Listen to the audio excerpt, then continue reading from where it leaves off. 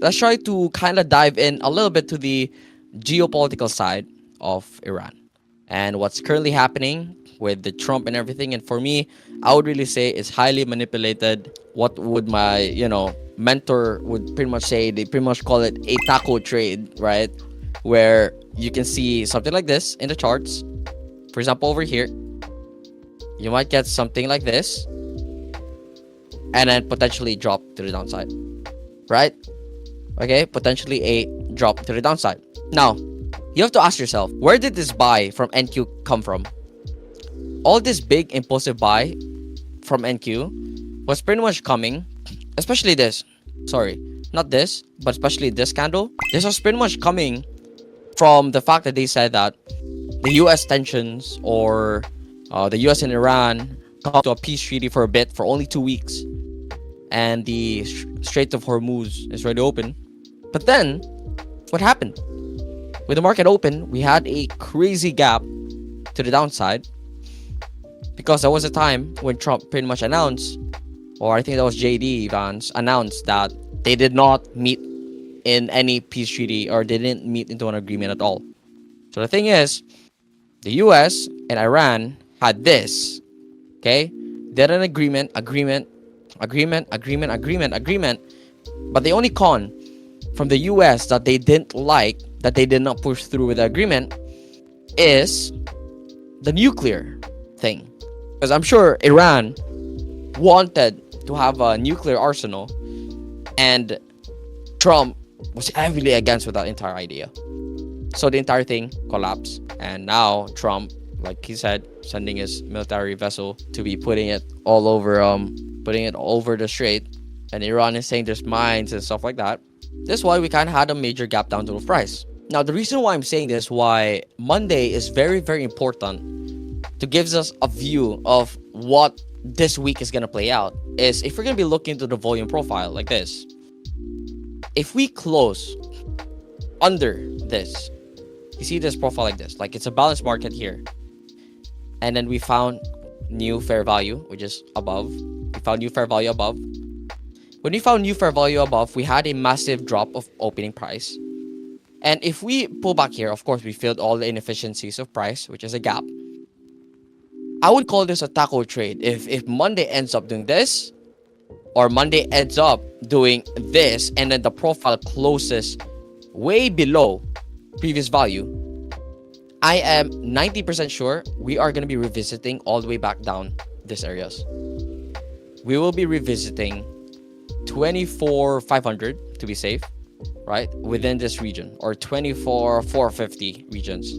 There's even gamma exposure levels, which I currently don't see right now with these charts, but I'm gonna try to check that out if there is any gamma walls in this level.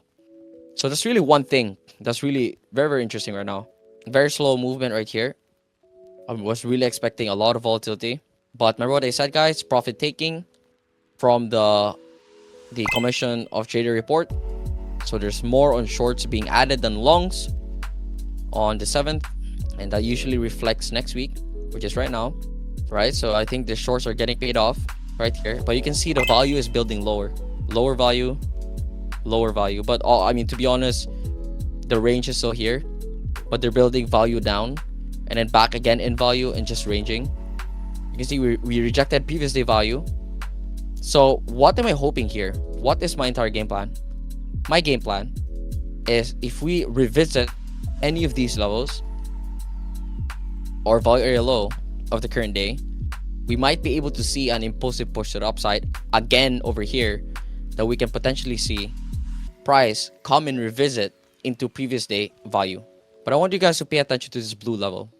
This is what I like to call the fair value gap of price, and I knew it was going to come there, so I didn't take any execution. If you drag from this high to this low, you can see that from here you're like, oh, the gaps have been filled, but no, not really, because if you try to zoom it in, you have a specific area like this that was not filled at all. You see this, a tiny level.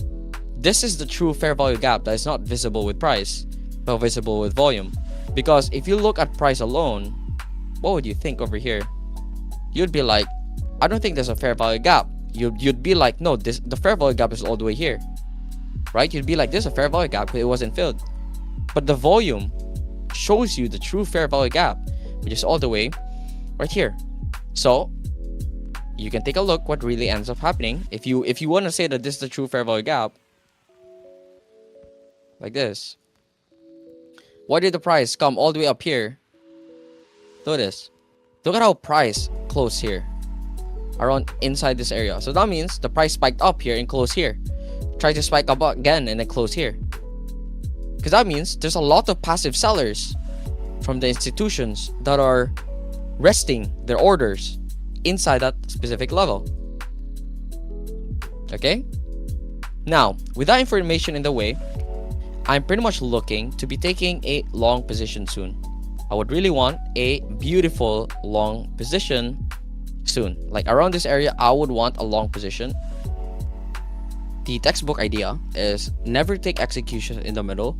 You only want to take an entry when you're outside, like here. That's the most textbook idea.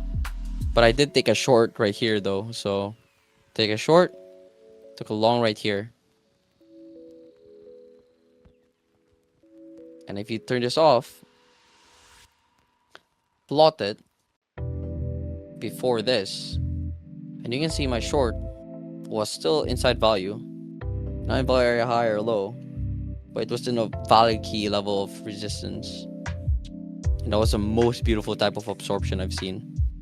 And I'll show you guys this real quick. See, look at this. I wouldn't even call this an absorption at all because there's nothing. I understand that there is, look at this, there is 797 volume, right? 3% more buyers. Volume is way higher than the past two. The candle closed red, yes. So that means the sellers were not fully rewarded, but the buyers were also rewarded. So I wouldn't really say all the sellers were under the water because the candle still closed red, so they're still dominant from the sellers. But the sellers is way below. But I want you guys to think of this. The difference of this 5 minutes absorption compared to the entry that I showed you a while ago right here. What do you see over here? What is the difference here? Aggressive P shape. Point of control is up here. Very aggressive point of control. Okay. Delta is green. So a lot of buyers were participating. 9% delta difference of buyers. That's giving us something. So if there's 9% delta percentage of buyers and a candle closed red with an aggressive P shape with POC up here, it's giving us a hint that the market may want to go down because of that. So look at what happened next. You had a big fall off, right? Now, if we're going to be looking at the same thing over here, do we get the same idea? We don't. We really don't get the same idea. If we had this right here, this would be good. I wouldn't really call this a very good absorption. Not really. So kind of hesitant if it is, but it's not really for me. Sure, if you look in the 1 minute though, but I always like basing in the 5 minutes. But in the 1 minute, 288 volume, way higher than the past two. 6% delta difference.